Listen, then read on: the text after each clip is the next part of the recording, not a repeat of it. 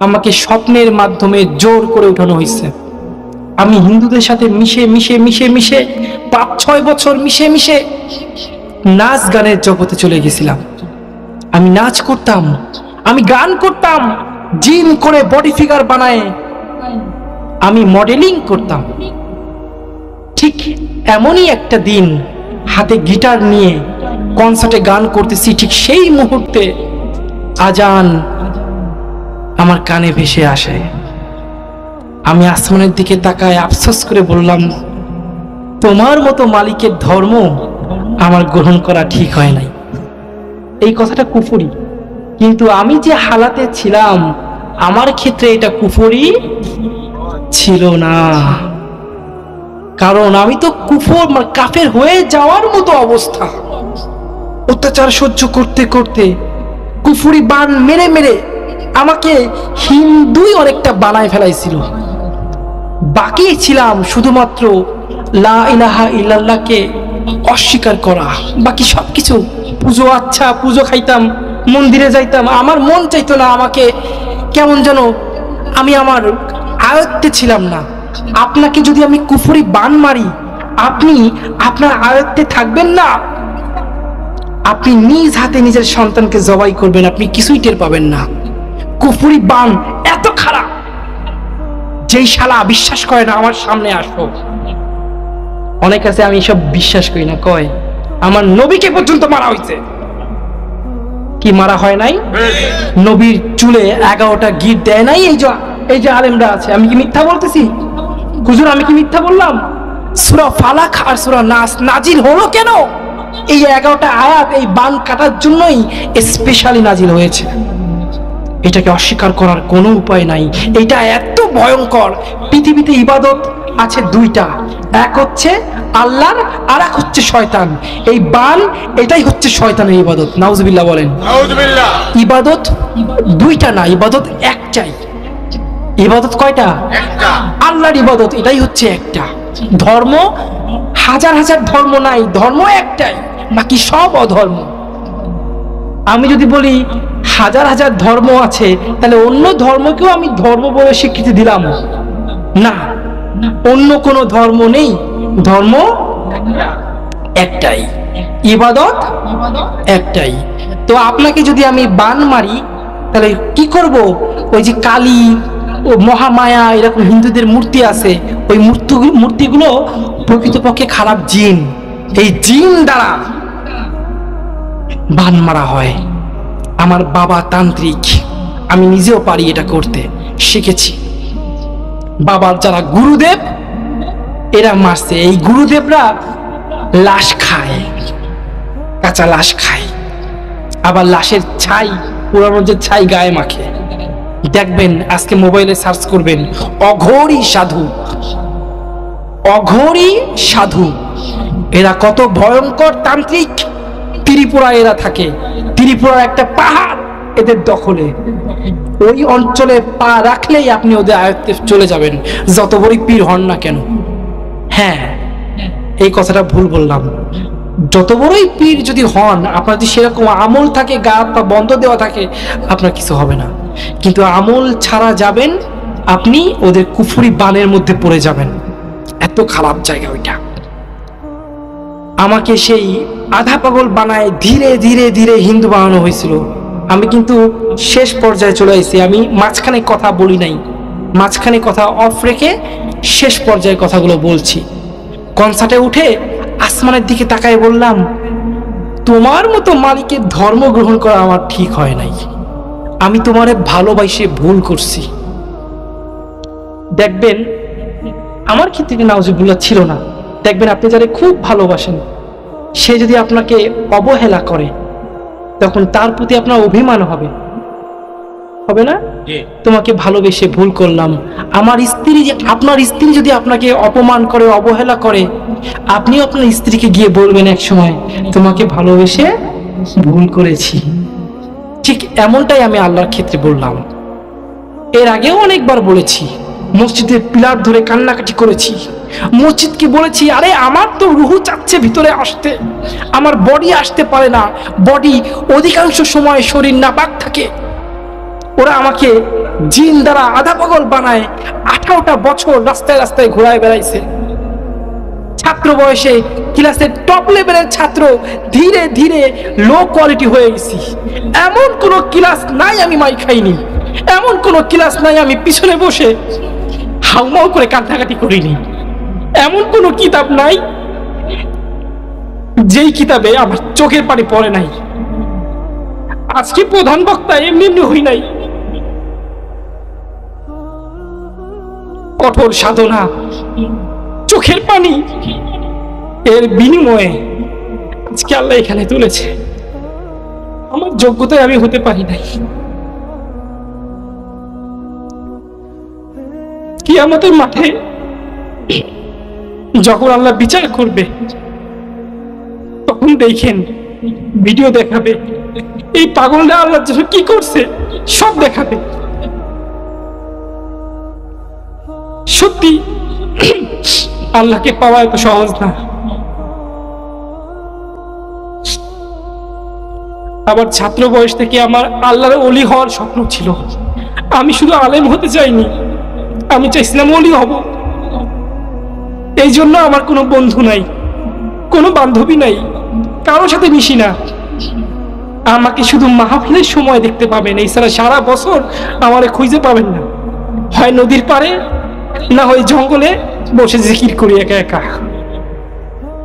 কারোর সাথে ফাও কথা বলার তো সময় আমার নাই, কারণ আমি তো একজনকে ভালোবাসি।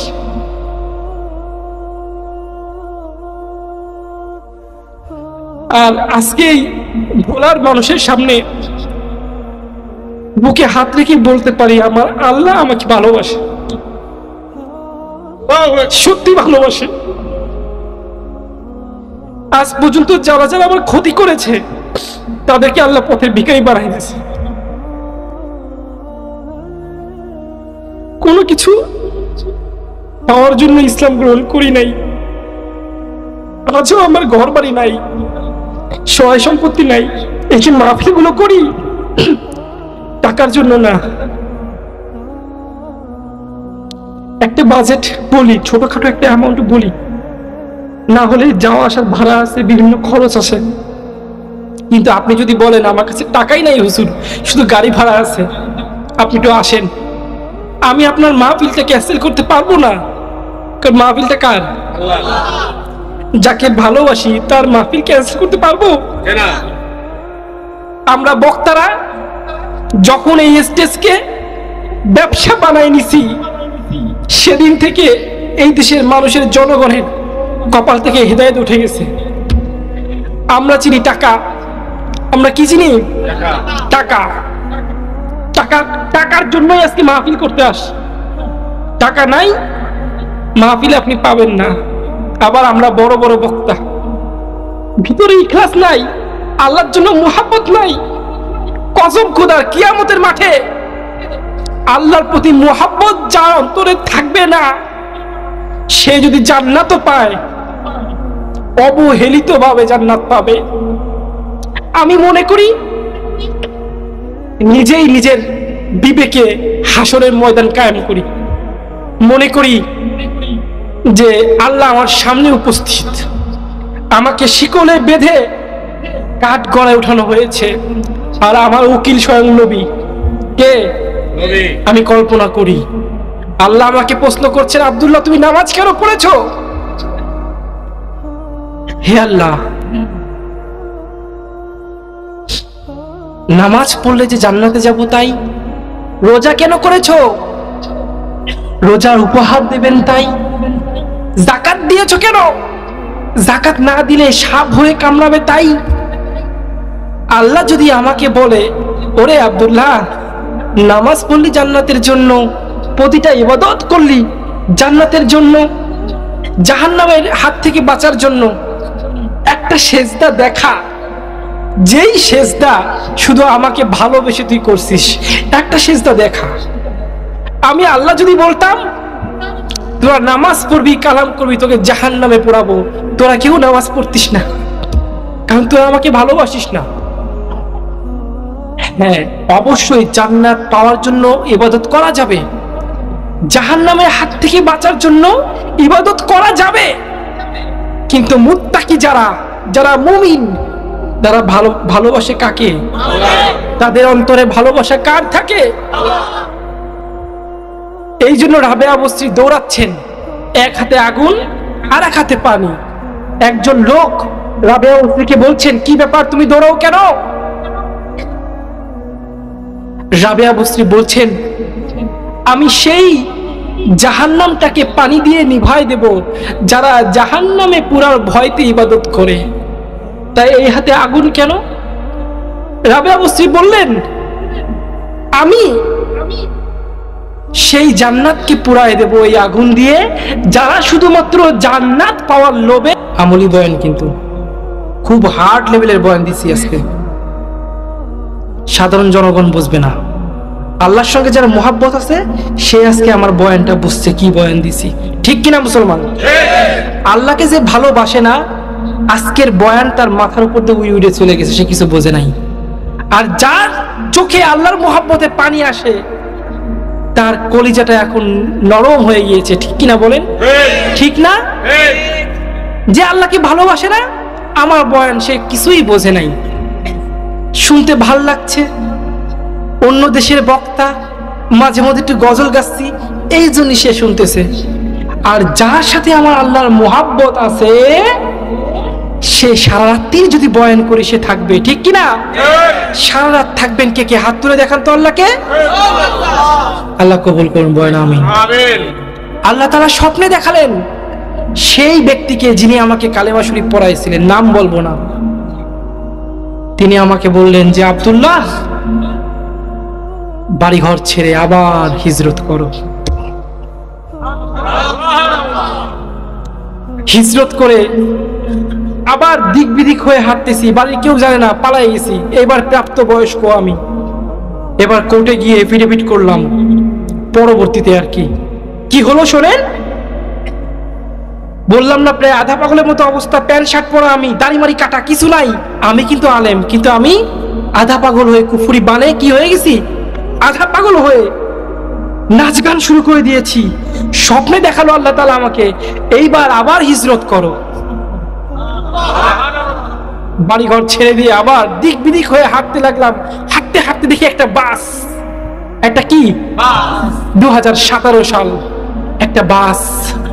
ওই বাসের মধ্যে জিকির হচ্ছে, লা ইলাহা ইল্লাল্লাহ, লা ইলাহা ইল্লাল্লাহ, লা ইলাহা ইল্লাল্লাহ, লা ইলাহা ইল্লাল্লাহ, লা ইলাহা ইল্লাল্লাহ, লা ইলাহা ইল্লাল্লাহ। বুঝতে পারছেন কারা জিকির করতেছে? এই সুরটা কার? এই সুরটা কার? আপনাদের এই অঞ্চলের একটা সুর, স্পেশাল সুর, মাথায় নীল পাগড়ি। এই সুরটা কার?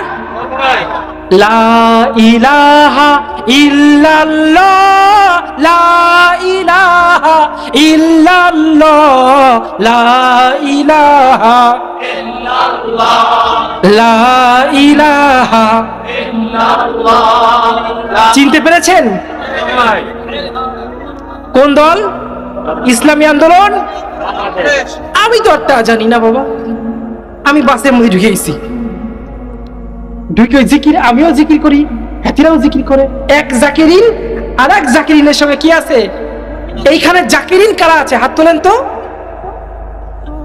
জাকিরিন জিকির করে অল টাইম।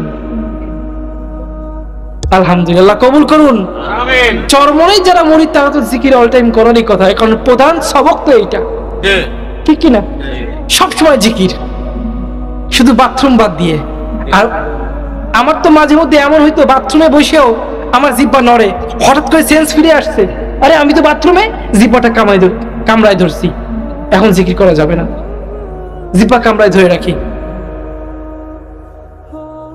ওই যে বাজার ঘাটে অনেক সময় কনসার্ট হয় না, আসার পথে কনসার্ট হচ্ছিল, ওই যে কি বলে ড্রাম, মানে মিউজিক বাজতেছে। এখন কানে আসলে না শুনে উপায় আছে? উপায় আছে নাকি? কান তো বন্ধ করে রাখা যায় না। আমি ওই গানের তালে তালে জিকির করছি, সুবহানাল্লাহ কইবেন না? ওই বিটের সঙ্গে সঙ্গে জিকির করছি। জিকির থেকে কখনো গাফেল আমি হই, একমাত্র জিকিরের কারণে আজ পর্যন্ত ঈমানটাকে ধরে রাখতে পেরেছি। আলহামদুলিল্লাহ বলেন। জিকিরকে আঁকড়ে ধরেন, জিকিরকে আঁকড়ে ধরেন। যখন জিকিরকে আঁকড়ে ধরবেন দেখবেন আপনার বডি, আপনার শরীর দুনিয়াতে আছে, কিন্তু রুহু কোথায়? আরশে আজিমের সামনে। রুহু কোথায়? আরশে আজিমের সামনে। আল্লাহু আকবার। বাসে উঠে বললাম, আপনারা কারা, যাবেন কোথায়? কয়, আমরা তো যাবো চরমোনাই। কিসের মোনাই? চরমোনাই। চরমোনাই। তুমি কিরা বাবা? আমাকে ঢুকতে দিচ্ছে না, প্যান্ট শার্ট পরা তো, শেপ টেপ করা। কে? আমি বললাম, আমি হিন্দু ছিলাম, মুসলমান হয়েছি, এই কাহিনী ঘটছে আমার সাথে। তা আমাকে স্বপ্নে বলা হয়েছে হিজরত করো, তাই এই হিজরত করেই দেখি আপনার এই বাস, আমাকে একটু নিয়ে যাবেন। এখন চরমোনাই আলা, এদের কিন্তু অন্তর খুব নরম, মোমের মতো, না খেয়ে অন্যরে খাওয়াবে, ঠিক কিনা? আমাকে জামাই আদর করে উঠাইছে, ওইখানে জিকির করতে করতে এসে পৌঁছালাম। কিন্তু আমি তো যেমন তেমন পাবলিক না, আমি তো ওই খানকায় বসে, ওই জায়গায় বসে, ওই খুঁটির নিচে বসে জিকির করা পাবলিক না, আমি তো চড়ায় বেড়ানো পাবলিক, বিশ্ব ভ্রমণ করা পাবলিক। আমি ঘুরে ঘুরে দেখতে লাগলাম 2017 সাল। ঘুরে ঘুরে দেখি একটা জায়গায় সিরিয়াল ধরা, কারো সঙ্গে হাত মিলানোর জন্য দাঁড়ায় আছে। এটা হচ্ছে স্পেশাল যে কামরা, ওইখানে বিশাল লাইন। আমি করলাম কি, আমাকে দিয়ে গিয়ে বললাম, ভাই এখানে কি হচ্ছে? কয়, এখানে পীরের সাথে আমরা হাত মিলাবো।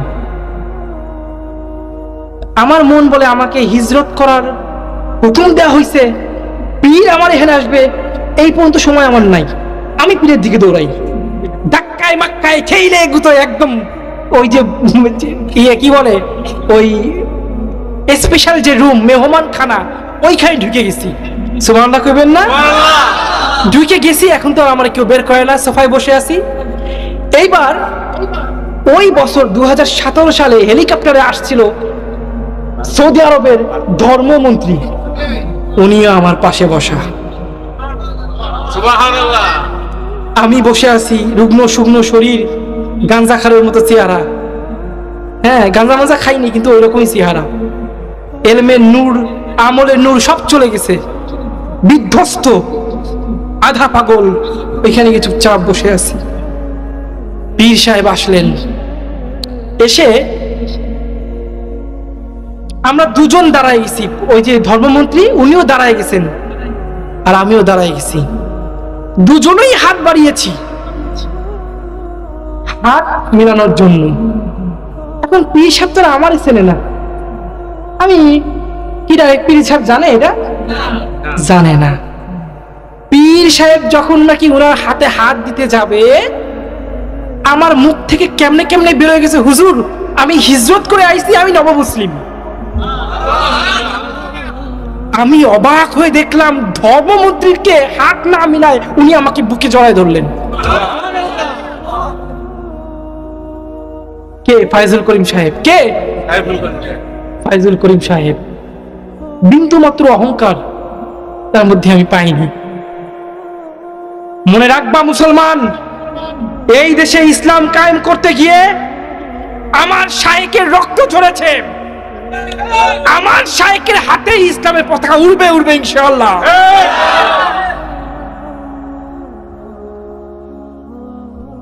কত বড় মনের মানুষ, এত বড় পর্যায়ে যদি আমি থাকতাম, ওই পোলাকে গণপিটুনি দেওয়াতাম।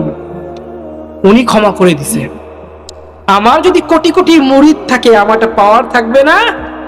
আমি সর্বনাই পীর, আমি যদি বলি ওরে ফ্যামিলি সহ দাফন করে ফেলাও, ও পুরীর মধ্যে শেষ হয়ে যাবে। প্রত্যেক মুরিদ তারে গিয়ে টুক্কা দেবে, তাতেই গোশ খুশে খুশে পড়ে যাবে, ঠিক কিনা মুসলমান? পীর সাহেব তো তা করলেন না, ক্ষমা করে দিলেন। হক্কানি পীর এমনই হয়। হক্কানি পীর কেমন হয়? এমনই হয়। পীর সাহেব আমাকে বুকে জড়ায় ধরে কাঁদতে লাগলেন। হুজুর আপনি কেন কাঁদছেন, কি হয়েছে আপনার? বাবা তোমাকে তো আল্লাহ কবুল করেছে, তুমি তুমি একটু দোয়া করো আমার জন্য আল্লাহর কাছে। সুবহানাল্লাহ। আমি কই না, আমারে কবুল করে নাই, আমি তো নাচ গান করে বেড়াই। কয় আজ থেকে সব পরিবর্তন হয়ে যাবে। বুকে ধরে চাপ দিলেন, চাপ দিয়ে কপালে চুমু দিলেন, দিয়ে বললেন ময়দানে নামো। আমি বুঝিনি ময়দানে নামবো কি, মানে আমার তওবা আল্লাহর কাছে কবুল হয়ে গেছে, সুবহানাল্লাহ। আমার পাগলামি আল্লাহর কাছে কবুল হয়ে গেছে, আমার ধৈর্য আল্লাহর কাছে কবুল হয়ে গেছে। আমি কি জান্নাতি সেটা আল্লাহই জানে, কিন্তু কবুল হয়েছে। না হলে আমি মুসলমান হয়ে টিকতে পারতাম না। পীর সাহেব ওইটা বুঝতে পারতো না। তারা তো রুহের জগতের মানুষ, তারা অনেক উপরে থাকে, আপনার আমার আয়ত্তের বাইরে তারা, ঠিক কিনা? ঠিক। এমনি এমনি তার পীর হয় নাই, এমনি এমনি কি পীর হয় মানুষ? না। আল্লাহু আকবার, আল্লাহ। চুমু দিয়ে বললেন, বুকে ধরে বললেন ময়দানে নামো বাবা, ময়দানে নামো। এই বলে আর কথা বললেন না। ধর্মমন্ত্রী হাতে হ্যান্ডশেক দিয়ে কথা বলতে লাগলেন। আমি কিছুক্ষণ হা করে তাকায় আস্তে আস্তে চলে আসলাম। কি হলো ব্যাপারটা? ময়দানে নামবো বলে আমি ময়দানে নামে আসলাম। মনে করছি আমার মনে চরমনের ময়দানে গিয়ে বসতে বলতেছে, আমি এটা মনে করছি। ও আল্লাহ, ওই দিন রাত্রে স্বপ্ন দেখলাম আমি বিশাল মাহফিল করতেছি, বিশাল বড় মাহফিল, বড় বড় মাহফিল, আমি মাহফিল করতেছি। আমি ছোটবেলাও বক্তা ছিলাম, প্রায় 2 বছর আমি মাহফিল করছি। আমি যখন 12-13, আমি যখন মিজানের ছাত্র, তখন শিশু বক্তা হিসেবে মাহফিল করছি। পারতাম না কিছুই, ওই গজল গাইতাম, কিরাত বলতাম, গলা কণ্ঠ ভালো ছিল, তাতেই মানুষ ভিড় জমাইতো, বিশেষ করে মহিলারা। আল্লাহু আকবার, মহিলারা যে আমার কি পছন্দ করছে, সুবহানাল্লাহ। মহিলারা না থাকলে আমি সত্যি মুসলমান মহিলাদের উপর অনেক কৃতজ্ঞ। আল্লাহ তাআলা আমার মা বোনদেরকে জান্নাত নসিব করে দিন, আমিন। জোরে বলেন না আমিন। আমিন। আমাকে সন্তানের মতো তারা লালন পালন করেছে, যেখানে গেছি আদর আপ্যায়ন কোনোটাই কোনো কমতি করে নাই। এই অবস্থায় এখনো বেঁচে আছি। দোয়া রাখবেন আমার জন্য, আল্লাহ তাআলা আমাদের সবাইকে যেন কবুল করেন, আমিন। আল্লাহকে ভালোবাসার তৌফিক দান করেন, আমিন। আল্লাহর মুহাব্বতে পাগল হয়ে যাওয়ার তৌফিক দান করেন, আমিন। রাসূলকে মুহাব্বত করার তৌফিক দান করেন। আমিন। একটা আবদার আছে, একটা আবদার। আমি কারোর জন্য দোয়া করি না, কারণ এটা বলতে হয় না দোয়া কবুল হয়, আর বদ দোয়া তো করি না। তার মদের ব্যবসা বড় আকারে ধারণ করলো, তাই দোয়া চাইলেই দোয়া করি না, বুঝে শুনে তারপর দোয়া করি। আমি কি আল্লাহর ওলি? একদমই না, আমি আল্লাহর ওলি না, সাধারণ নগণ্য একটা গোলাম। কিন্তু ওই যে অল টাইম জিকির করি, আর অল টাইম জিকির করলে দোয়া আল্লাহ কবুল করে। সুবহানাল্লাহ কইলেন না? সুবহানাল্লাহ। আর যদি দেখেন সারাদিন ইবাদত করেন কিন্তু দোয়া এত সহজে কবুল হচ্ছে না, তাহলে বুঝে নেবেন আপনার ওই দোয়াটা আল্লাহর কাছে পছন্দ হয়ে গেছে। সুবহানাল্লাহ। আল্লাহর কাছে গাড়ি চাচ্ছেন, গাড়ি দিলে তো আর দোয়া করবেন না, করবেন নাকি?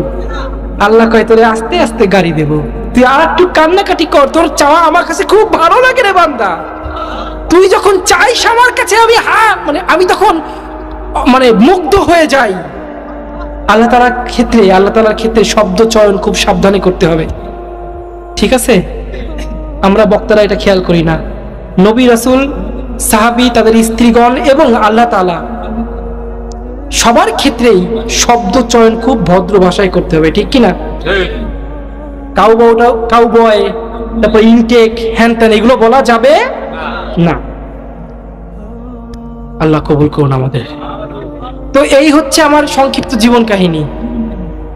চাবেন বেশি বেশি আল্লাহর কাছে, দেরি হইলে মনে করবেন আল্লাহ আপনার দোয়াটা পছন্দ করতেছে। আর যদি তাড়াতাড়ি পাওয়া শুরু করেন তাহলে মনে করবেন আল্লাহ আপনাকে দিতে পারলেই বাঁচে। চাওয়া মাত্রই পাওয়া, এটা জান্নাতের, এটা পৃথিবীর লক্ষণ না, ঠিক কিনা মুসলমান? পৃথিবীতে চাইতে হবে, ধৈর্য ধরতে হবে, নামাজের মাধ্যমে চাইতে হবে, তারপর আল্লাহ দেবে। আর জান্নাতে চিন্তা করলেই পাবেন। তাই পৃথিবী আর জান্নাত একে অপরের বিপরীত। একে অপরে কি? এই পৃথিবীতে টাকার মূল্য, নেকির মূল্য নাই, ওই পারে নেকির মূল্য, টাকার মূল্য নাই। এই পৃথিবীতে মেয়ে মানে মহরম মহিলা ব্যতীত অন্য কোনো মহিলার দিক তাকাতে পারবেন না। ওই পারে কিন্তু পর্দা বলে কিছু থাকবে না। সুবহানাল্লাহ কইলেন না? সুবহানাল্লাহ। এই পারে যা ঘটবে ওই পারে তা ঘটবে, একে অপরের বিপরীত। তাই চাইলেই পাবেন এই আশা করবেন না। ধৈর্য ধরে হতাশা হবেন না। হতাশাগ্রস্ত না হয়ে নামাজের মাধ্যমে আল্লাহর কাছে কি করবেন? চাইবেন, কান্নাকাটি করবেন, মিষ্টি মিষ্টি ভাষা বলবেন, মুহাব্বতের বাক্য বলবেন, সেজদায় গিয়ে যত পারেন প্রেম করবেন। প্রেম প্রেম আমি তো প্রেম করি। আমি কি করি বাবা? প্রেম করি, লজ্জা নয়। আমি আল্লাহর সাথে প্রেম করি, আমি আল্লাহরে ভালোবাসি। এই প্রেমটা করবেন, দেখবেন আল্লাহ তাআলা আপনাকে সব দিক থেকে সম্মানিত করবেন, সব দিক থেকে আপনাকে অলংকৃত করবেন, আপনাকে আল্লাহ কবুল করে নেবেন। সুবহানাল্লাহ। আল্লাহ তাআলা আমাদের সবাইকে কবুল করুন, আমিন। মূল শয়তানরা তো এখনো চুপচাপ লুকিয়ে আছে, ঠিক কি না?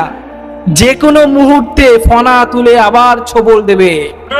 মনে রাখতে হবে, এরা হলো সাপের জাত। এরা কি বাবা? এদেরকে আর বুকের উপর আবার ছোবল দেবে, আপনার সন্তানকে আবার হত্যা করবে। এদের সেই সুযোগকে আর দেওয়া যাবে আল্লাহ। এমন একটা পরিস্থিতি তৈরি হয়েছিল,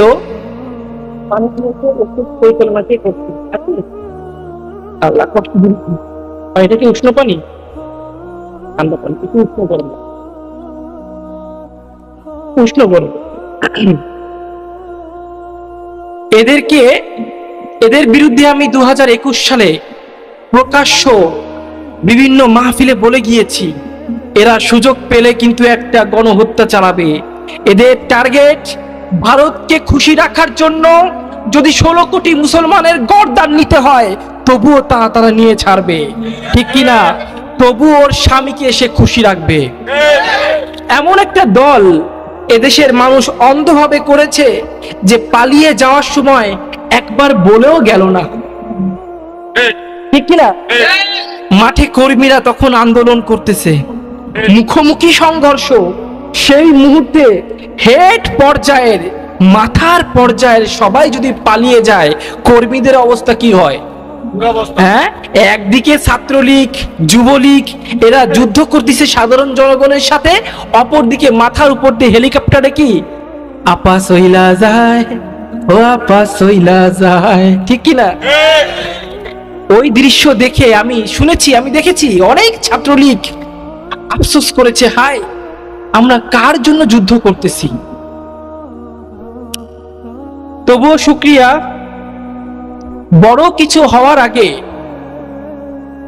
আল্লাহ তাআলা এই দেশ থেকে ফিরাউনকে বিদায় দিয়েছে, ঠিক কিনা মুসলমান? হতে পারতো এর থেকেও বড় কিছু হতো, তাই না? দেখেন না আয়না ঘরের কি অবস্থা? আইয়ামে জাহিলিয়াতকেও তারা হার মানিয়েছে। ফিরাউন, আবু জাহেল, উতবা, সাইবাও এত নিকৃষ্ট ছিল না এরা যতটা নিকৃষ্ট। পুরো বাংলার মুসলমানের দুটো পা ধরে রিকোয়েস্ট করছি, এই নরেন্দ্র মোদীর চামচাকে, এই ভারতের চামচাকে আর এই দেশে জায়গা দিয়েন না। এইবার যদি জায়গা দেন তবে আপনারা আপনাদের চোখের সামনেই নিজের সন্তানকে কাফন পরানোর জন্য রেডি থাকবেন। ওদের পা চাটতো, ওরাও তো এখন এই সৎ প্রবণ মতো খাওয়ার সুযোগটাও দিল। বিষয়টা আমার উপর অগণিত অত্যাচার চলেছে দীর্ঘ 18টা বছর ধরে। শেষ দিকে আমি কিছু কথা বলবো, শুনবেন তো ইনশাআল্লাহ? আলহামদুলিল্লাহ। তো লাস্টের দিকে কিছু কথা বলবো। কুফরি বান মারার কারণে আমার কথা বলতে খুব কষ্ট হয়, আমার উচ্চারণেও সমস্যা আছে। যদি ভুল ত্রুটি হয় প্রথমে আলেমদের কাছে, তারপর তৌহিদি জনতার কাছে ক্ষমা চাচ্ছি, ক্ষমা করে দিবেন তো ইনশাআল্লাহ? আল্লাহ তাআলা আমাদের সবাইকে কবুল করুন, আমিন, সবাইকে এই কুফরি বানের হাত থেকে রক্ষা করুন, আমিন। পিছনে যারা এখনো দাঁড়িয়ে আছেন জায়গা এখনো ফাঁকা আছে, এসে বসবেন।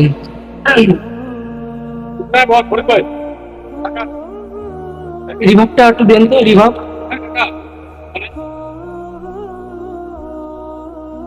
ইন্নাল হামদালিল্লাহ আলহামদুলিল্লাহি নাহমাদুহু ওয়া নাস্তাঈনুহু ওয়া নাস্তাগফিরুহু ওয়া নু'মিনু বিহি ওয়া নাতাওয়াক্কালু আলাইহি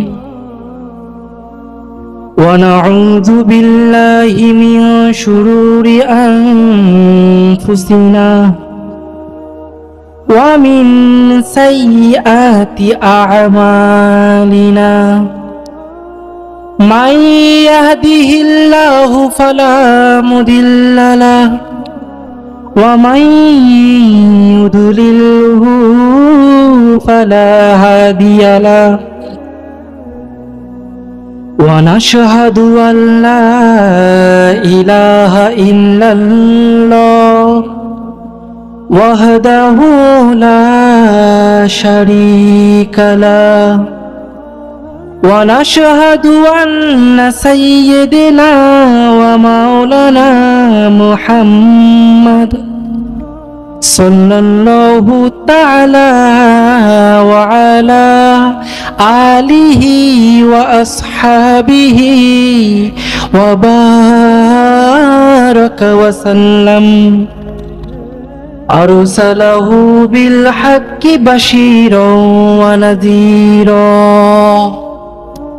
وداعيا إلى الله بإذنه وسراجا منيرا إن الله وملائكته يصلون على النبي يا أيها الذين آمنوا صلوا عليه وسلموا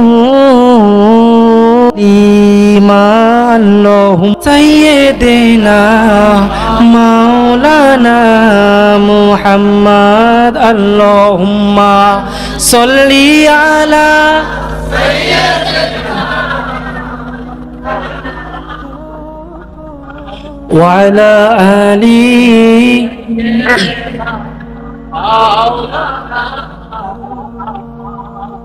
मेरा दिल तरफ रहा है मेरा जल रहा है सीना कैसे जाऊं मैं मेरे आका जहाँ है मदीना कैसे जाऊं मैं मेरे आका जहाँ है मदीना अल्लाहुम्मा सल्ली आला ভিতরে এসে বসুন সবাই চলে আসেন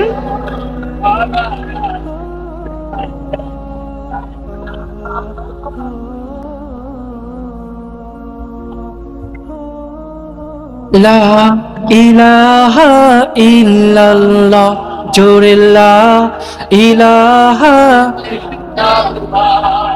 লা লা ইলাহা ইল্লাল্লাহ মুহাম্মাদুর রাসূলুল্লাহ লা ইলাহা ইল্লাল্লাহ মুহাম্মাদুর রাসূলুল্লাহ সাল্লাল্লাহু মারকাজুল কোরআন চরকলমি সুলতানের খেয়াঘাট মাদ্রাসা ও এলাকাবাসীর উদ্যোগে 2 দিনব্যাপী ওয়াজ মাহফিল। আজকের মাহফিলের প্রধান অতিথি আমাকে রাখা হয়েছে, অথচ আমার কোনো যোগ্যতাই নাই, তাই নাম বললাম না। প্রধান বক্তা বিশিষ্ট ইসলামী চিন্তাবিদ, মুফাসসিরে কোরআন হযরত মাওলানা মুশাররফ বিন আলী, পরিচালক কোরআন শিক্ষা আরাবিয়া মাদ্রাসা ভোলা। আল্লাহ তাকে কবুল করুন, আমিন আল্লাহ তাকে পুরো জাহানের জন্য কবুল করুন। আমিন। বিশেষ বক্তা হিসেবে মূল্যবান তাকরীর পেশ করেছেন হযরত মাওলানা সাইফ। বলছিলাম, এই পৃথিবীতে বসবাস করতে গেলে আপনাকে যেভাবে সুখের সমুদ্রে ভাসতে হবে, আবার সেইভাবে দুঃখের সমুদ্রেও ভাসতে হবে, ঠিক কি না? আপনি কখনো হাসবেন, আবার কখনো কাঁদবেন, আবার কখনো হতাশায় নিমজ্জিত হবেন, ঠিক কিনা বলেন? কিন্তু প্রকৃত মুমিন যিনি, তিনি কখনোই হতাশায় পড়ে ইসলামকে ছেড়ে যায় না, ঠিক কিনা মুসলমান? হতাশা যতই হোক, হতাশা কষ্ট পাশে কেউ দাঁড়াবে না। অথচ যখন এমন সুযোগ সন্ধানী হচ্ছে ভারত, সবকিছুর মনে হচ্ছে এই ভারত, ঠিক কিনা? আমরা ভারতকে ঘৃণা করব না। ভারত তো একটা রাষ্ট্র, একটা দেশ। ভারতের কোনো দোষ আছে? এই দেশে পূর্বের যে দল ছিল স্বৈরাচার, আচ্ছা সে খারাপ ছিল, তার মানে কি এই দেশটা খারাপ? না, সে চলে গেছে, আলহামদুলিল্লাহ, দেশটা এখন ধীরে ধীরে উন্নতির দিকে যাচ্ছে, ঠিক কিনা? চারিদিকে ইসলামের বিজয় ধ্বনি শোনা যাচ্ছে, ঠিক কিনা? বাংলাদেশ তো খারাপ না, সে যে খারাপ সে পালাইছে, ঠিক কিনা বলেন? ঠিক একইভাবে আমার ভারত খারাপ না। আমার ভারতের সুন্দর সুদর্শন যা কিছু আছে সবকিছু মুসলমানের হাতে তৈরি, ঠিক কিনা বলেন? তাহলে ভারতকে আমরা ঘৃণা কেন করি? কারণ ভারতের সরকারটা খারাপ, ঠিক কিনা মুসলমান? ভারতের সরকার এখন নজর দিয়েছে বাংলাদেশের দিকে, বাংলাদেশ নাকি দখল করবে। মালায়নের বাচ্চা মালায়ন, খাও তো গরুর গু আর মুত, তুমি আইছো বাংলাদেশকে দখল করতে। হ্যাঁ, আলহামদুলিল্লাহ, বাংলাদেশ থেকে সমস্ত পণ্য বয়কট করে দেওয়া হয়েছে, আলহামদুলিল্লাহ বলেন। আলহামদুলিল্লাহ। এতে ভারত সোজা হয়ে গেছে। এতে কি? ভারত সোজা হয়ে গিয়েছে।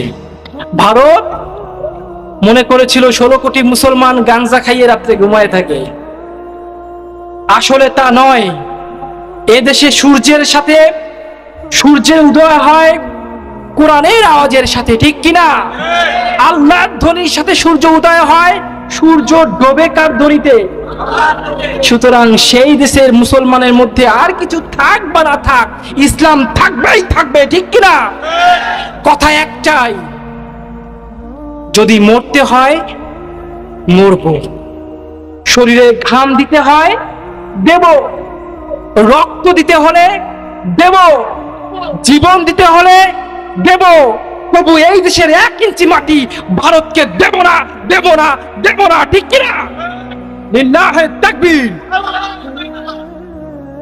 খারাপ লাগে, আওয়াজ নাই যে। মুরব্বী কারা আছেন হাত তোলেন তো? যুবকরা হাত তুলবেন না? আরে মাশাআল্লাহ, হাত নামান। যুবকরা কারা আছেন হাত তোলেন তো? যারা যুবক, মাশাআল্লাহ। যারা বিয়ে করে নাই তারা কারা কারা আছে হাত তোলেন তো? তোমাদের বিয়ে অনেক দেরি, তোমরা হাত নামাও। বিয়ের বয়স হয়েছে, বিয়ে করে নাই কারা হাত তোলেন তো? লজ্জায় মনে হয় হাত তোলে না। আচ্ছা, মুরব্বী আর যুবকদের মধ্যে একটা পাল্লা হবে, একটা প্রতিযোগিতা হবে, রাজি আছো মুরব্বীরা?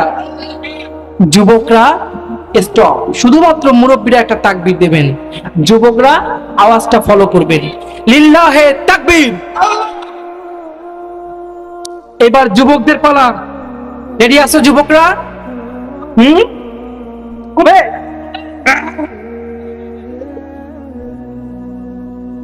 লিল্লাহে তাকবীর। মাশাআল্লাহ, মাশাআল্লাহ, আল্লাহ কবুল করুন যুবকদের। যুবকরা, আগামীকাল তোমাদের জন্য একটা অগ্নি পরীক্ষা,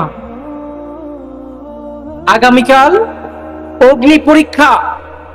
আগামীকালকে আমরা কোনোভাবেই কোনো হারাম সম্পর্কের দিকে যাব না, ওয়াদা করতে পারি আমরা? ওয়াদা করলাম তো ইনশাআল্লাহ? আলহামদুলিল্লাহ। जिंदगी में बंदगी तू कौन है, जिंदगी बे बंदगी शर्मिंदा है। খারাপ লাগে মনে হয়? হ্যাঁ, ঢাকঢোল আছে নাকি এর ভিতর? ঢাকঢোল আছে নাকি? अल्लाह दुनिया में हो दुनिया का ताल्लुकार न हो, बाजार से गुजारो खरीदार न हो, ए दुनिया के मिसले कागज फूल है, ए दुनिया के मिसले कागज फूल है, जिंदगी में बंदगी तू कौन है, जिंदगी बे बंदगी शर्मिंदा है, जिंदगी बे बंदगी शर्मिंदा है। আল্লাহ, ভালো লাগে? বয়ান চলবে? বলছিলাম মুসলমানের মধ্যে যদি হতাশা চলে আসে, তবে মুসলমান কার দিকে মুখ ফিরায় নেবে? আল্লাহর দিকে মুখ ফিরায় নিয়ে বলবে, হে আল্লাহ, এই হতাশা থেকে আমাকে মুক্তি দিয়ে দাও। ঠিক কিনা? চাকরি হচ্ছে না, হতাশা। দিনের পর দিন সার্টিফিকেট একটা বগল দাবা করে বাংলার যুবকরা অফিসের দ্বারে দ্বারে ঘুরে বেড়ায়। ঠিক কিনা বলেন? কিন্তু চাকরি হয় না।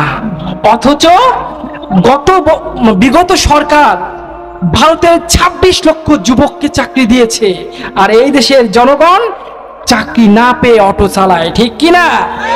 হ্যাঁ, চাকরি পাও নাই, হতাশার কিছু নাই। তোমার মাথার উপর কে আছে যুবক? তার দিকে ফিরে একটা সেজদা করতে হবে, 2 রাকাত নামাজ পড়ে আল্লাহকে বলতে হবে, মনের সমস্ত কষ্টগুলো আল্লাহকে উজাড় করে দিতে হবে। ঠিক কিনা? আবার হতাশার দিক থেকে ফিরে আসতে হবে। 2 রাকাত নামাজ পাক সাল্লাল্লাহু আলাইহি ওয়াসাল্লামের জীবনে ঘটেছিল। তিনি কিন্তু এর আগেও বারবার হতাশায় পড়েছেন, কিন্তু এইবারে হতাশা এমন পর্যায়ে চলে গেল যে আল্লাহ মোটিভেশন দেওয়ার জন্য একটা সূরা নাজিল করে দিয়েছেন। সুবহানাল্লাহ বলে। মক্কায় অবতীর্ণ হয়েছে এই সূরাটি। সূরাটি কি কোথায় নাজিল হয়েছে?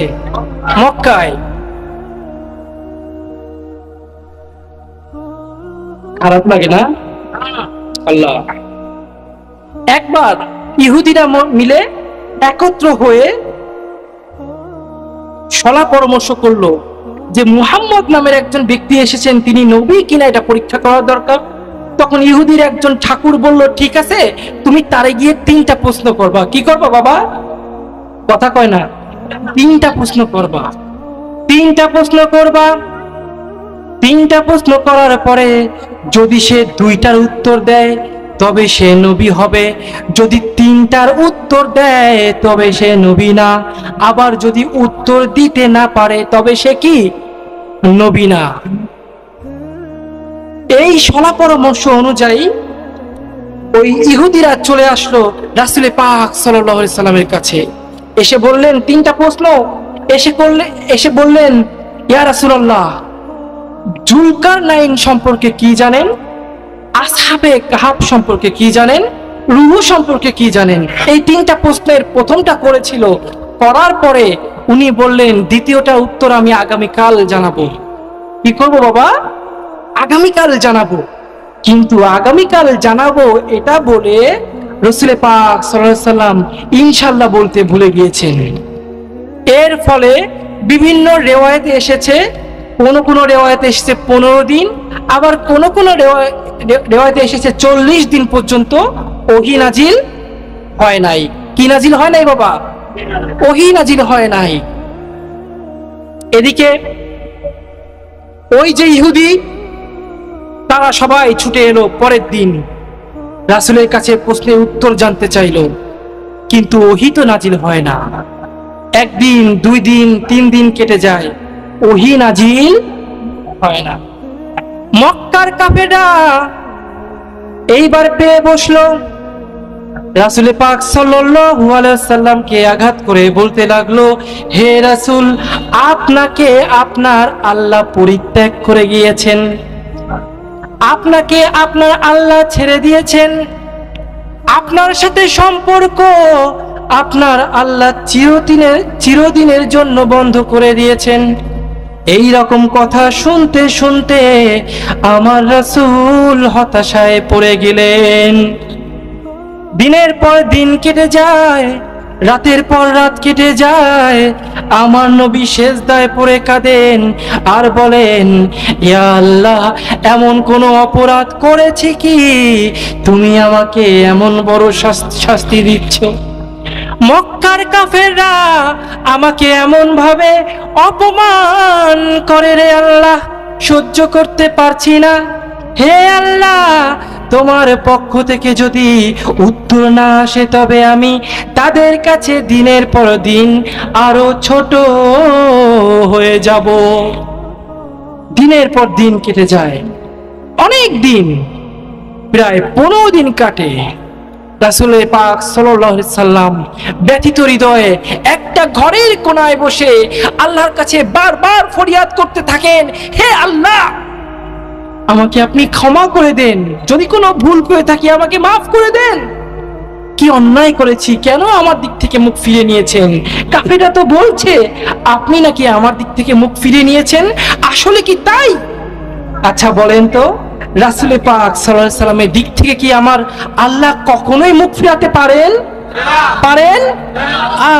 ইমামুল আউয়ালিন ওয়াল আখিরিন, ইমামুল আউয়ালিন ওয়াল আখিরিন, বহরে সাদকা রহমাতাল লিল আলামিন, সাইয়্যিদুল কাওনাইন খাতুমুল মুরসালিন, আখিরামদ বুদে ফকরুল আউয়ালিন। আল্লাহু আকবার।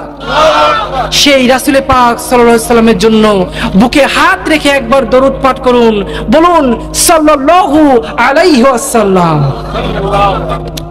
আল্লাহ তাআলা আমাদের সবাইকে মদিনায় যাওয়ার তৌফিক দান করুন, আমাদের সবাইকে মদিনায় যাওয়ার তৌফিক দান করুন। আল্লাহ তাআলা আর সহ্য করতে পারলেন না, তার প্রিয় মানুষটা দিনের পর দিন কেঁদে যাচ্ছেন, আর তার সহ্য হচ্ছে না।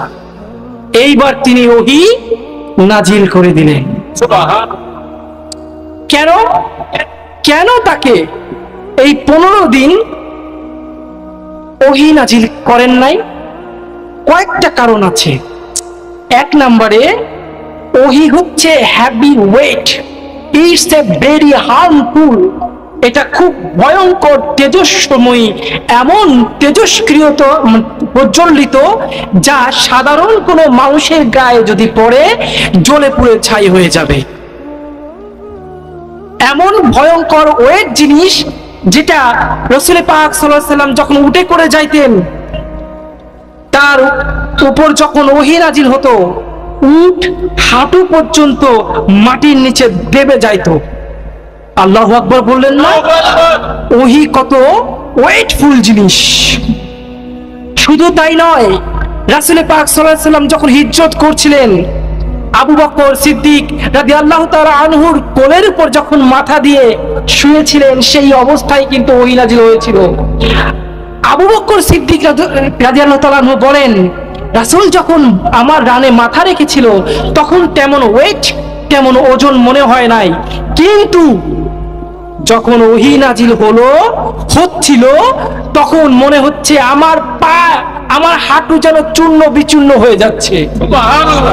এমন ভয়ঙ্কর ওয়েটফুল হচ্ছে এই ওহী। এই ওহী যদি কোনো পাহাড়ের উপর নাজিল হতো, সেই পাহাড় জ্বলে পুড়ে ছাই হয়ে যেত। কিন্তু আমার রাসূল পাক সাল্লাল্লাহু আলাইহি সাল্লাম মানুষ নাকি নূরের তৈরি? বলেন বলেন। মানুষ। সন্দেহ আছে কোনো?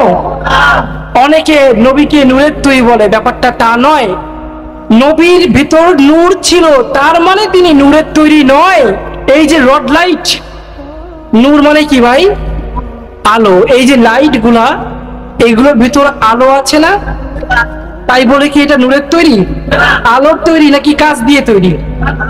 ঠিক তেমন রাসূলে পাক সাল্লাল্লাহু আলাইহি ওয়াসাল্লাম আমাদের মতো মানুষ, কিন্তু সাধারণ মানুষ না, মহা মানুষ। কি বলেন? মহা মানুষ, সর্বযুগের সর্বশ্রেষ্ঠ, কথা কয় না, সর্বযুগের সর্বশ্রেষ্ঠ মানুষ। আল্লাহ তাআলা এইবার ওহী নাজিল করে রাসূলে পাক, এই পোকা একটা গালের মধ্যে গেলে কি অবস্থা হয়? এই লাইটটা নিবে না যায়।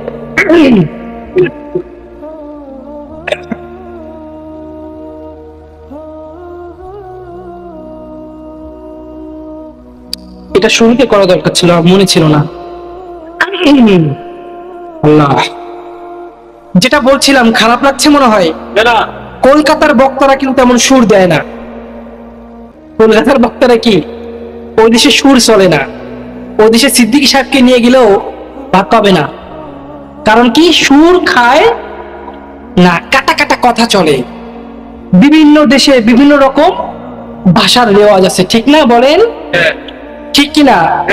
এখন আপনি যদি চট্টগ্রাম বা নোয়াখাইল্লা বক্তা নিয়ে আসেন, সে এসে যে ভাষায় বয়ান করবে কিছু বুঝবেন? চায়না থেকে যদি বক্তা নিয়ে আসেন, এই মুহূর্তে আপনাদের সামনে বয়ান পেশ করছেন চায়না থেকে আগত অমুক অমুক অমুক, লিল্লাহে তাকবীর। বয়স যখন 5 বছর, আমার মা আমার চোখের সামনে মারা গিয়েছিল। কিভাবে মারা গেছে জানেন? গায়ে কিরাসিন ঢেলে জ্যান্ত আগুনে পুড়ে মারা গেছে, আমারই চোখের সামনে। ঠিক ওই অবস্থায় ভারতের বারাসাতে আমাদের বাড়ি। এমন এক অবস্থা তৈরি হলো, আমার মা আমারই চোখের সামনে পুড়ে মারা গেল। আর মাকে পুরায় মারার মিথ্যা অপরাধে আমার বাবাকে আটক করা হলো। আল্লাহ, পৈতৃক সূত্রে আমার বাবা, আমার দাদারা এই দেশে যখন যুদ্ধ হয়, তখন এই দেশে যুদ্ধ করতে এসেছিল আমার বাবা। সুন্দরবন ইস্ট বেঙ্গল রেজিমেন্টের 11 নম্বর সেক্টরে আমার বাবা কমান্ডো ছিলেন, বাংলাদেশের মুক্তিযোদ্ধা। সেই জন্য এই দেশের নাগরিকত্ব তিনি পেয়েছেন, আমরাও পেয়েছি, আলহামদুলিল্লাহ বলেন। তখন এই দেশে জমি কিনে তিনি রেখেছিলেন, জমি কিনে রেখেছিলেন। এই দেশে তখন আমার চাচারা থাকতো, আর আমার ফ্যামিলি, বাবা, তারা থাকতো ভারতের কোথায়? বারাসাতে। ওইখানে এইরকম নির্মম ঘটনা ঘটে গেল। মাত্র 5 বছর বয়সে আমার চোখের সামনে আমার চরম দুঃখী মা গায়ে আগুন ধরিয়ে দিয়ে আত্মহত্যা করলেন। কত বড় একটা আঘাত, চিন্তা করেছেন? আল্লাহ, হয়তো সেই থেকে আমার কান্না শুরু হয়ে গেল। মাকে আমি আর আমার ছোট ভাই, 2 ভাই, আমরা ছোট মানুষ, আমরা মায়ের পুড়ে যাওয়ার পর যে অংশটা ছিল, ওই অংশটা কাপড়ের কাপড় জড়িয়ে, থান কাপড় জড়িয়ে খাটিয়ায় করে নিয়ে দাফন করার জন্য, কবর দেওয়ার জন্য শ্মশানে নিয়ে যাওয়া হচ্ছিল। বাবা, আমি ছিলাম হিন্দু ব্রাহ্মণ। আমি কি ছিলাম? হিন্দু ব্রাহ্মণ। তাই আমাদের অনেক নিয়ম কানুন আছে। যদি কেউ অপমৃত্যু হয়, ফাঁসি দেয়, গায়ে আগুন ধরিয়ে মরে, অথবা পানিতে ঝাঁপ দিয়ে মরে, এদেরকে আগুনে পুড়ায় না, এদেরকে কি করে? চাপা মাটি দেয়। আমি আমার মায়ের সেই খাটিয়ার পিছন পিছন দৌড়াচ্ছি আমার ছোট ভাইকে নিয়ে, আর হাউমাউ করে কান্নাকাটি করতেছি। 5 বছর বা 6 বছর তখন। আল্লাহ, সাদা কাফন পরাইয়া খাটে মায়ের শোয়াইয়া মায়েরে তোমরা কই যাইতাছো লইয়া ও গ্রামবাসী, একটু দাঁড়াও মায়েরে দেখি। জনম ভুইরা মায়েরে দেখি ও গ্রামবাসী, একটু দাঁড়াও মায়েরে দেখি। আমার মাকে দাফন করার পরে যখন বাসায় ফিরে আসলাম, দেখলাম আমাদের বাড়িঘর ভেঙে চুরে যা ছিল সবকিছু নিয়ে তারা চলে গেছে। কারা? জনগণ। কারা? ঘরের মধ্যে বদনাও নাই, দুইতলা বাড়ির কিচ্ছু নাই, সব নিয়ে চলে গেছে। তখন কেউ ছিল না, আত্মীয় স্বজন সব দূরে দূরে। ভারত তো 38টা দেশ মিলে একটা ভারত। ভারত কিন্তু একটা দেশ না। কয়টা দেশ বাবা? 38টা দেশ। ওই দেশেও আপনি এক দেশ থেকে আরেক দেশে যেতে গেলে আপনার পাসপোর্ট লাগবে। এত সহজ না ভারতে বাস করা। এইভাবে টানা 5 থেকে 7 দিন আমরা দুই ভাই ভিক্ষা করে খাইছি। অথচ আমাদের বাসায় ভিক্ষা খেয়ে অসংখ্য মানুষ জীবনযাপন করত। ব্রাহ্মণ, উচ্চ বংশ, ধনী, পয়সা কড়ির কোনো অভাব ছিল না, কিন্তু সব নিয়ে গেছে। আজ আমাদের কিছুই নাই। 7 দিন পরে বাবার কি হলো? বেল হলো। পয়সা কড়ি দিয়ে বেল করাইছে। বেল করায় বাবা বাংলাদেশে চলে আসে আমাদেরকে নিয়ে। এইবার বাংলাদেশে এসে আমি পড়াশোনা করতে থাকি স্কুলে। আমি যখন 7 অথবা 8-এ পড়ি, 2003 সাল, তখন আমার বয়স 10 বছর কি 11 বছর। বয়সে একটু কম বেশি হতে পারে, কারণ অনেক আগের বিষয় তো, অতটা মনে নাই। 10, 11 বা 12 এর মধ্যে আমার বয়স। তখন আমার ঠাকুরমা মারা যায়। এই শুরু হলো আমার ধর্ম নিয়ে জাস্টিফিকেশন করার সময়। শুনবেন তো ইনশাআল্লাহ? মর্মান্তিক এক লাইফ স্টোরি। আল্লাহ, খারাপ লাগে না? খারাপ লাগে তো? এই চুপচাপ বসে আছেন, কথা কর না। হ্যাঁ, অফ করে দেই।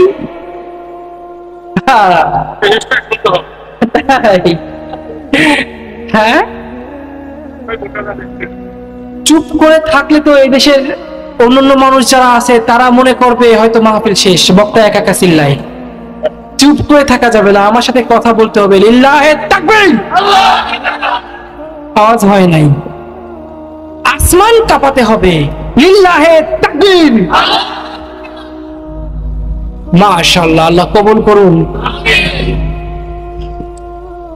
आए थे हम कुछ न कुछ खरीदने को, जैसे हो रोशन मेरे कल्बो रूहो,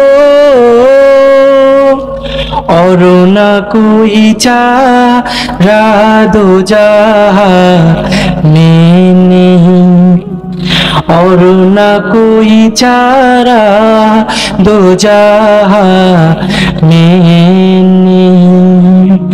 जिंदगी में बंदगी तू करना है, जिंदगी में बंदगी शर्मिंदा है, जिंदगी में बंदगी शर्मिंदा है। ভাইরা আমার বয়স যখন মাত্র 10 বছর, আমার ঠাকুরমা মারা গেল। ওই ঠাকুরমার সাথে আমি নিজেও শ্মশানে গিয়েছিলাম। শ্মশানে গিয়ে দেখি আমার ঠাকুরমার ওই একইভাবে পোড়ায় দেওয়া হচ্ছে। আমি দেখলাম ওই যে কাঠ বিছিয়ে দেওয়া হয়েছে, কাঠের উপর কাঠ, তার উপর কাঠ, তার উপর আমার নানিকে অর্ধ উলঙ্গ করে শোয়ায় দেওয়া হয়েছে।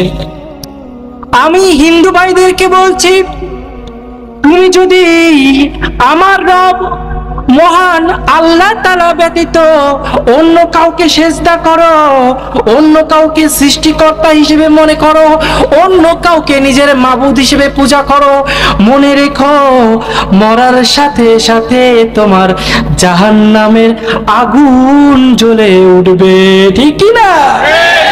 শুধু তাই নয়, ওই চিতায় যাওয়ার পরে তোমার ইজ্জতটাকেও আল্লাহ তাআলা কেড়ে নেবেন, ঠিক কি না? তুমি হতে পারো বিশিষ্ট ব্যবসায়ী, হতে পারো মন্ত্রী এমপি, হতে পারো গুরুদেব, হতে পারো ঠাকুর মশাই, হতে পারো রাজাধিরাজ, হতে পারো তুমি যে কোনো পেশার, তুমি যদি হিন্দু হও মরার সাথে সাথেই জাহান্নামের আগুন চলে উঠবে রে বাবা, ঠিক কি না? ও মুসলমান, ওই হিন্দু ভাইয়ের চিতা জলে কতক্ষণ জানোনি? জানো? 3.5 ঘন্টা। ওই হিন্দু ভাইয়ের চিতা জলে 3.5 ঘন্টা। আর তুমি যদি মুসলমান না হয়ে কবরে যাও, তোমার কবরটাকে চিতা বানায় দেবেন কে? কে? আল্লাহ তাআলা বলছেন, ওয়ালা তামুতুন্না ইল্লা ওয়া আনতুম মুসলিমুন। আর খবরদার কবরে মুসলমান না হয়ে আইসো না। কি বাবা, কবরে মুসলমান না হয়ে আসতে কে বলেছেন? কবরে যদি মুসলমান না হয়ে যাও, ওই হিন্দু ভাইয়ের চিতা কিন্তু থেমে যাবে 3.5 ঘন্টা পর, আর তোমার কবরে চিতা শুরু হয়ে যাবে, ঠিক কি না? তোমার চিতা কিন্তু থামবে না, তোমার চিতা চলবে কিয়ামত পর্যন্ত। শুধু তাই নয়, কিয়ামতের পর কপালে সারা জীবনের জন্য চিতা জ্বালায় দেবেন কে? তোমার চিতার নাম জাহান্নাম, ঠিক কি না মুসলমান? আমরা সবাই কবরে যাব, যাওয়ার আগে মুসলমান হতে রাজি আছো? কে কে হাত তুলে দেখাও। মুসলমান হতে হলে প্রথম শর্ত আল্লাহ তাআলার অনুগত হতে হবে। আল্লাহ তাআলা কি হতে হবে? আল্লাহ তাআলা বলছেন, ইয়া আইয়ুহাল্লাযীনা আমানু, হে ঈমানদারগণ, হাল আদুল্লুকুম আলা তিজারা, তোমাদেরকে একটা ব্যবসার কথা বলবো?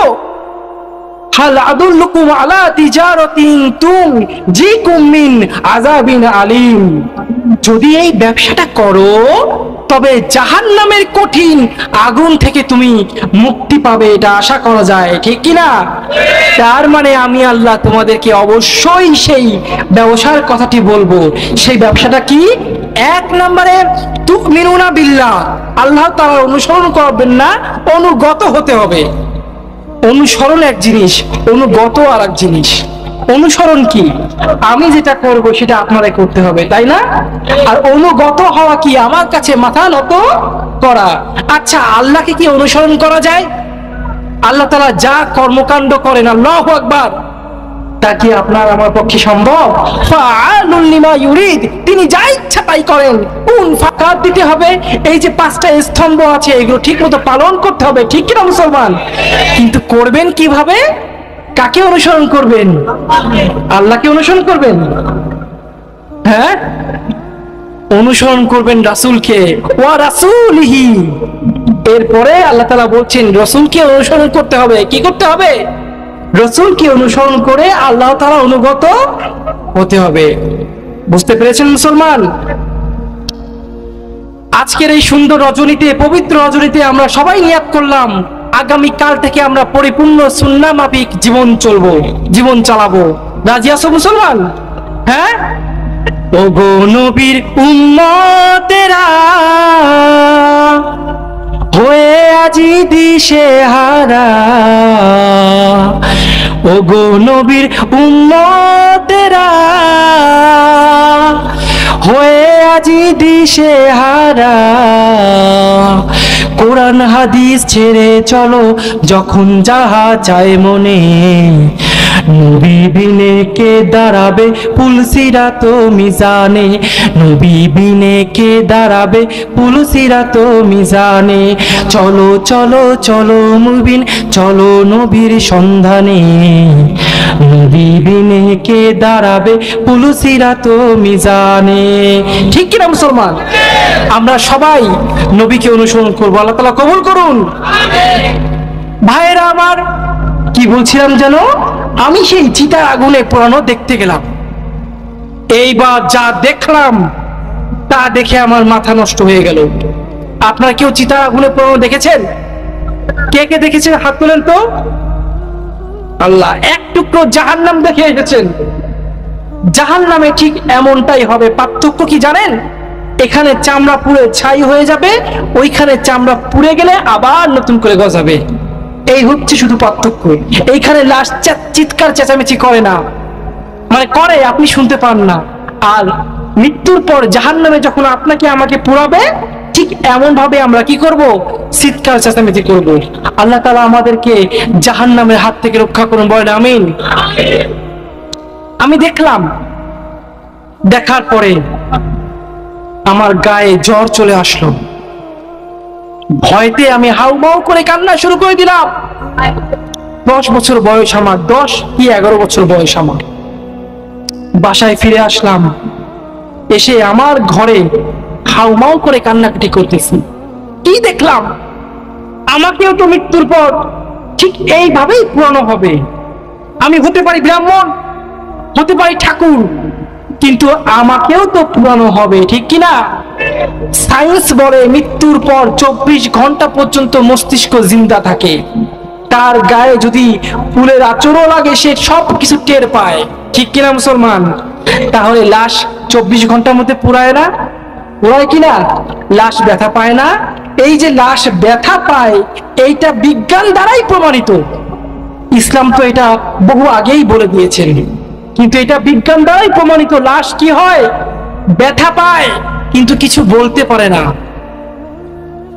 আল্লাহ, আমি হাউমাউ করে কান্নাকাটি করছি।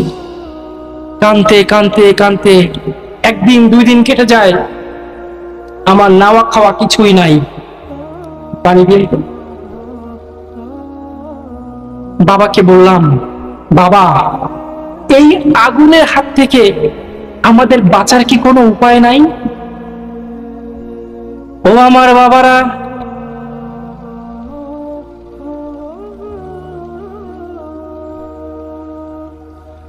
বাবা তখন বলল, না, কোনো উপায় নাই।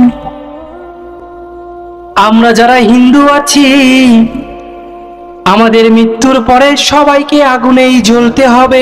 কেন? আগুন হচ্ছে আমাদের দেবতা। জীবনে যত পাপ করেছি ওই আগুনে পুরার মাধ্যমেই আমরা পবিত্র হয়ে স্বর্গে যাব। বলেন নাউজুবিল্লাহ। জোরে কন্যা নাউজুবিল্লাহ। এখন যদি আমি হিন্দু ভাইয়ের কাছে প্রশ্ন করি, আচ্ছা, সমস্ত হিন্দুকেই তো আগুনে পুরানো হয়, আপনাদের তো স্বর্গ আছে, আবার নরকও আছে। সমস্ত হিন্দু পুইরে স্বর্গে চলে গেল, নরকে যাবে কারা? আপনার ভগবানরা। নরকে যাবে কারা? কথা কয় না। স্বর্গ আছে, নরকেও আছে। মরার পরে আগুনে পুইরে ছাই হয়ে এরা সব স্বর্গে চলে গেল, নরকে যাবে কারা? হ্যাঁ, হিন্দু ভাই এর কোনো জবাব দিতে পারবে না। হিন্দু ভাই এর কোনো উত্তর দিতে পারবে না। সময় থাকলে আজকে বেদ থেকে প্রমাণ করে দেব যে মুহাম্মদ সাল্লাল্লাহু আলাইহি সাল্লাম শুধুমাত্র মুসলমান তাদের নবী না, তিনি হিন্দু ধর্মের হিন্দু ভাইদেরও নবী। যদি কোনো মুসলমান নবীকে না মানে, সে যেমন মুসলমান হবে না, ঠিক একই ভাবে যদি কোনো হিন্দু আমার নবীকে না মানে, সে হিন্দুও হবে না। সুবহানাল্লাহ কইলেন না? আগামী বছর আমাকে দাওয়াত দিয়েন, তখন সুবহানাল্লাহ কইলেন। এই বছর তো করছেন না, গলায় আওয়াজ নাই, একটু আওয়াজ দিতে হবে। কেমন? লিল্লাহে তাকবীর। বাবা আমাকে বলল, তুমি ছোট মানুষ, এসব নিয়ে মাথা ঘামানোর সময় তোমার নাই। তুমি মন দিয়ে পড়াশুনো করো, 6-এ বা 7-এ এরকম আমি পড়াশুনো করি। কিন্তু আমার মন মাঝে মধ্যে এরকম ব্যাকুল হয়ে কাঁদে। যত দিন যাচ্ছে আমি চিতার দিকে এগিয়ে